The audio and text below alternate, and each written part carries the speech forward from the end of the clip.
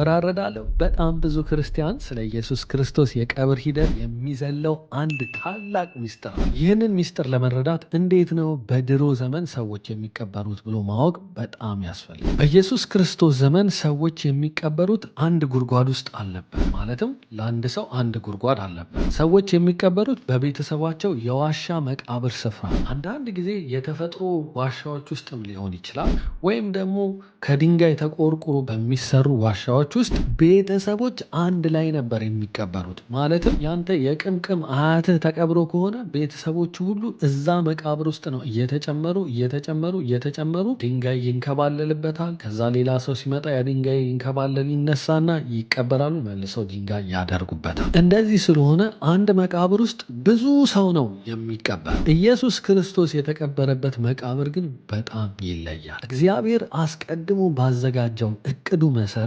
የኢየሱስ ክርስቶስ የድብቅ ደቀ መዝሙር የነበረ አንድ ሀብታም አርማትያስ ዮሴፍ የሚባል የሃይማኖት መሪ ነበር። ኢየሱስ ክርስቶስ ከተሰቀለ በኋላ ሲሞት እኔ ነኝ ኢየሱስ ክርስቶስን የምቀብረው ብሎ ወደ ጲላጦስ ሄዶ የኢየሱስ ክርስቶስን ሬሳ ከጲላጦስ ያስፈቅዳል። ጲላጦስም እሺ ይለውና ቅበር ይለዋል። አርማትያ ዮሴፍ ሀብታም ስለነበር ለቤተሰቦቹ ለትውልድ የሚሆን አዲስ መቃብር ለራሱ አዘጋጅቶ ነበር። ኢየሱስ ክርስቶስ ሲሰቀል አርማትያው ዮሴፍ ይህንን ውድ የሆነውን መቃብር ለኢየሱስ ክርስቶስ ሰጠ። ለምንድን ነው እግዚአብሔር ኢየሱስ ክርስቶስን በባዶ መቃብር እንዲቀበር የፈለገው? ለምንድን ነው እነዚህ የወንጌል ጸሐፊዎች ይህንን ወሳኝ ሀሳብስ ለእኛ በጽሁፋቸው ያስቀሩል? ዋይ ምናልባት የተቀበረው 30 እና 40 ሰው የነበረበት መቃብር ውስጥ ቢሆን እነ ማርያም በኋላ መቃብር ውስጥ ሲገቡ የሆነ ሬሳ ሲጠፋ ምናልባት ሌላ ሬሳ ነው ያዩት፣ ሌላ ሬሳ ነው የጠፋው ብለው እንዳያስቡ፣